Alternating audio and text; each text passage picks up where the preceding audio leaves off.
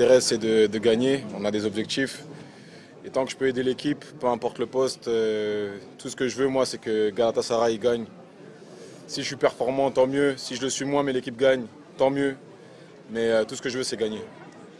Daha önce de söylediğim gibi açıkçası buradaki ben kendi bireysel performansıma bakmıyorum. Daha önceki röportajlarımda söylemiştim. Benim için önemli olan takımın kazanıp kazanmadığı.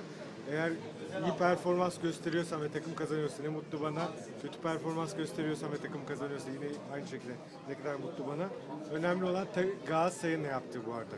Çağatay Bey. Donc on a tout long, donc pour les duels, les balles aériennes. Tu as tout gagné. Est-ce que tu t'es préparé spécialement pour lui? Pas du tout. Pas du tout. Je connais ma force, je sais ce que j'ai à faire.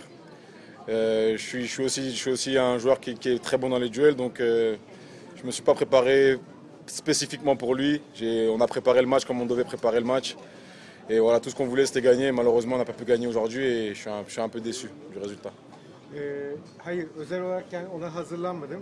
Sadece kendi gücümü biliyorum ve ikili mücadelelerde neler yapabileceğimi biliyorum. Özel bir şey hazırlamadım ona karşı. Takım hazırlığını yaptık ve o şekilde sahaya çıktık. Burada akşam tek sevinemediğim şey, bu akşam kazanamadık, berabere kaldık. Bir tek mutsuz olduğum nokta bu. Safa Bey. Bu sezon özellikle daha da fazla süre alıyor ve aslında yoğun bir maç sürü var. Maçta yapıldılar. Herhangi bir ağrı, sakatlık, herhangi bir problem hissediyor mu? Çünkü bir sonra aslında çok önemli ve kritik bir ayak saçı var. Onunla ilgili L'ajax est vraiment très critique et important. Donc est-ce que tu as des blessures ou quoi que ce soit, des douleurs?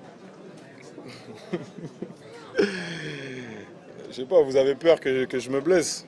Et je sais pas, est-ce que vous m'avez vu blessé depuis l'année dernière? Je suis pas blessé, je vais très bien. Tout va bien et même si je suis blessé, il y a des joueurs qui seront capables de me remplacer, mais je me sens vraiment très bien. Sakatlanmamdan korkuyorsun muhtemelen. Efendim? Lemina sakın finish ha. Sakatlanmamdan korkuyorsunuz herhalde. Geçen seneden beri sakatlanmadım.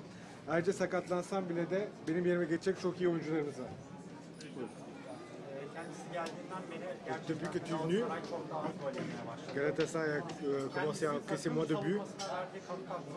Donc qu'est-ce que tu veux dire pour la contribution que tu donnes pour la défense de l'équipe? La défense était déjà très bonne. Après, j'essaie de faire mon travail au mieux.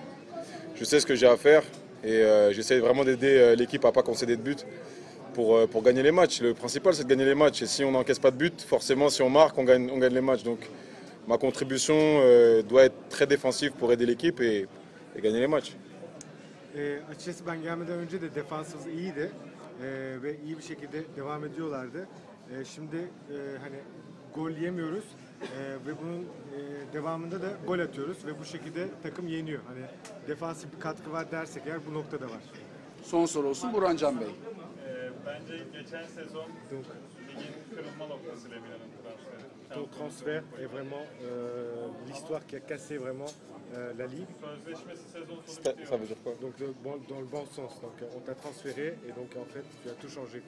Sözleşme uzatma görüşmelerine de başladı. Donc est-ce que tu as commencé pour le prolongement de ton contrat Oula. ou des discussions? Comme j'ai dit, moi, ce qui m'importe, c'est de faire une très grande saison avec Galatasaray. Parce qu'on a les joueurs, on a bien commencé la saison, on espère bien continuer. Maintenant, on sait que les fans nous attendent en Champions League. On prépare nos matchs comme il se doit et on espère faire un parcours historique. C'est tout ce qui m'importe aujourd'hui. Benim için önemli olan şu anda iyi bir takım kurduk ve iyi bir şekilde devam ediyoruz. Şimdi önümüzde Şampiyonlar Ligi hazırlıkları var. Onlara hazırlanacağız ve ondan sonrasını düşüneceğiz. Merci Mario. Merci Ersan. See you guys. Görüşürüz.